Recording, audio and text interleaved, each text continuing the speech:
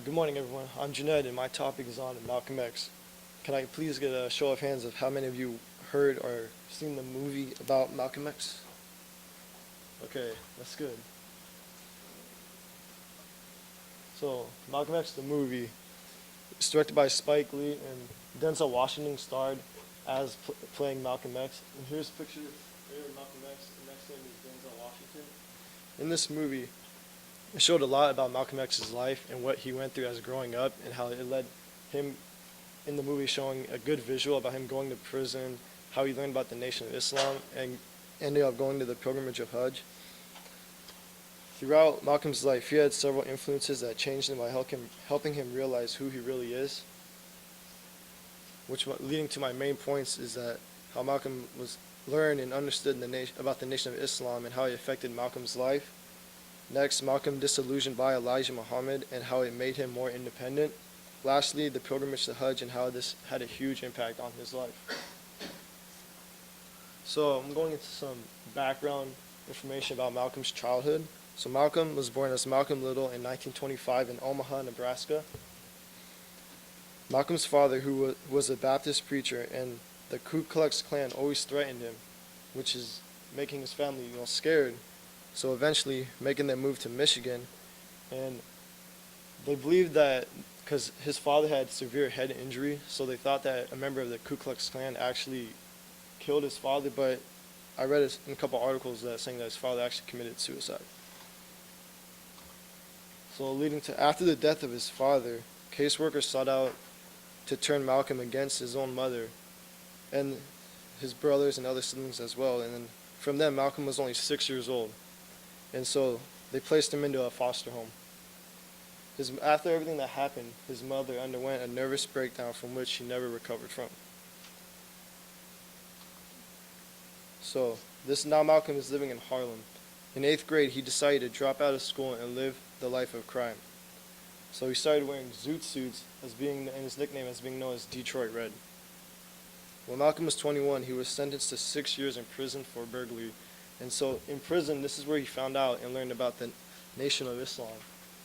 And Elijah Muhammad is the one who started this and the impact he had on Malcolm X. Elijah believed and would preach about how the whites are the devil. This is what he believed in. And this was during the time of racism, a lot of racism through all races. And so they wouldn't even really practice the religion. They were trying to be more just racist and not good to people pretty much. So it's not really a good thing at all. And the popularity of their group is known as the Nation of Islam. I have a quote here from the ushistory.org, a U.S. history online website / textbook. And the prison experience was eye-opening for the young man, and he soon made some decisions that altered the course of his life. He began to read and educate himself, influenced by other inmates. He converted to Islam. So educating himself about the religion, what he thought was the religion, he was studying the right religion, Islam, but he got a different perspective from the Nation of Islam, which made it a little different in his point of view. So the Nation of Islam attracted many followers, especially in prisons, and where African Americans were lost and needed something to help them. So they would hear about this and they would think like, hey, this is something new that could help me in a way. So they would just grasp it and take it in. In 1936, Malcolm X splits with the Nation of Islam. So Malcolm X realized that what he was doing and being racist toward all these people, just all races, isn't a good thing at all. And finally, he was disillusioned and begins to find out independence on himself. Here's a quote from About.com. Malcolm X in Mecca was the title of the article by Pierre Tristan. His knowledge of Islam was also relatively slight. Imagine being a Muslim minister, a leader in Elijah Muhammad's Nation of Islam. Malcolm wrote, in not knowing the prayer ritual. Elijah Muhammad never taught it. As you can see, he didn't even teach them how to pray the right way in the religion. And so they didn't practice it, though it didn't work.